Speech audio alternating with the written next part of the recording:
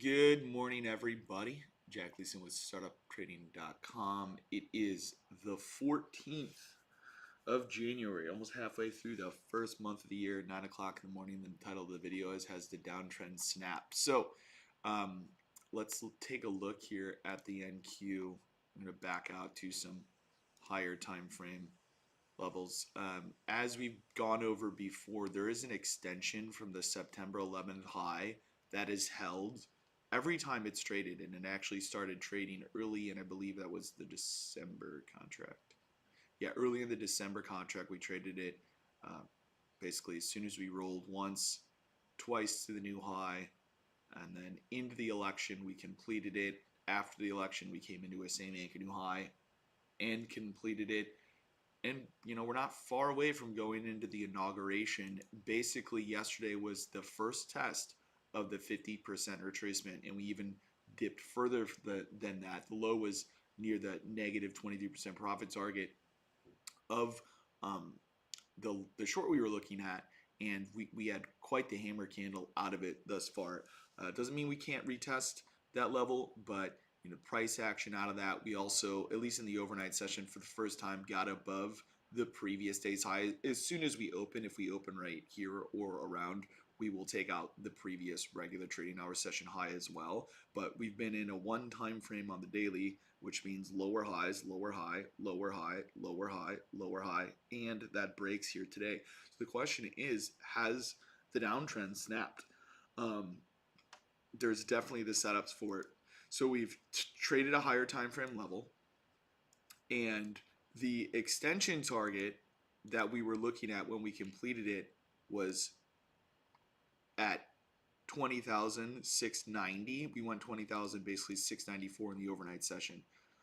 Ooh, actually, that is the wrong draw. Hold on. It would have been, yeah, roughly 20,690. And then we rotated all the way up into the same anchor new low. So that is going to be the battle zone here today. This same anchor new low from, I'm using, I have this a little slightly off.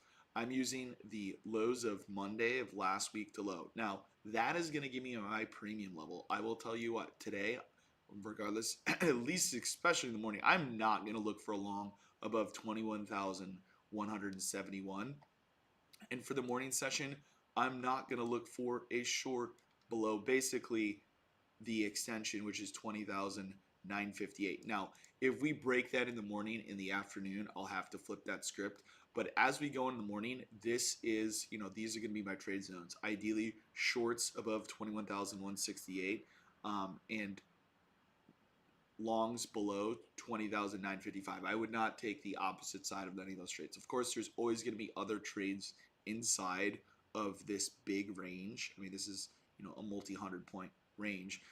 But the best trades, in my opinion, are going to be outside of that. Now, the problem is we've already traded the lower level of that support, which comes from yesterday.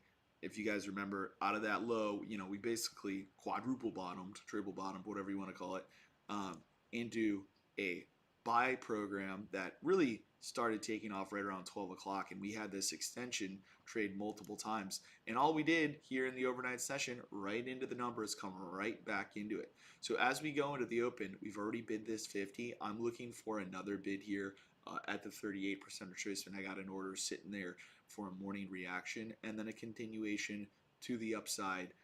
And as soon as we get into my premium levels, I'm going to step back. But I do think, coming off this higher time frame support, breaking above the prior day's high so far, that we have, broken at least the downtrend for today. Now, do we have legs? I'm not sure. Maybe we have a bigger pullback. If we, do not hold this extension, we could eventually see pullbacks all the way to, excuse me, pullbacks halfway back all the way from the lows of the summer. That would be potentially if we're getting a deeper pullback. I don't know if that's the case or not, but we're going to give the respect that this level deserves. You see, we have broken shorts out of it and completed longs. All important pieces of information here carrying into the day.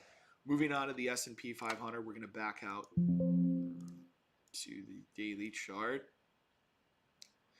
Same thing. You got that September 11th anchor. Now, we initially traded it on December 20th in the ES when the NASDAQ did not get that set up. Now, we have come down for a second test, swept that low. No surprise there when you sweep that low and rallied higher. And once again, we're same thing. We're opening above that prior day high for the first time. We're going to get above the prior day high in like 4 days. But we're right at the extension short,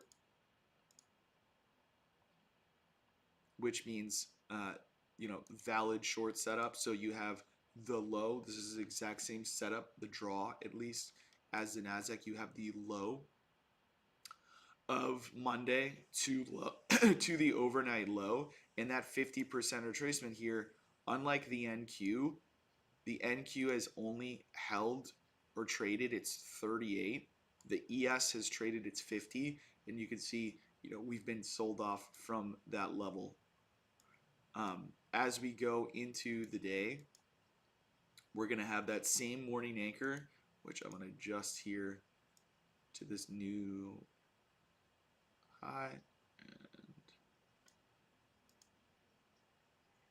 go to 5-minute chart real quick.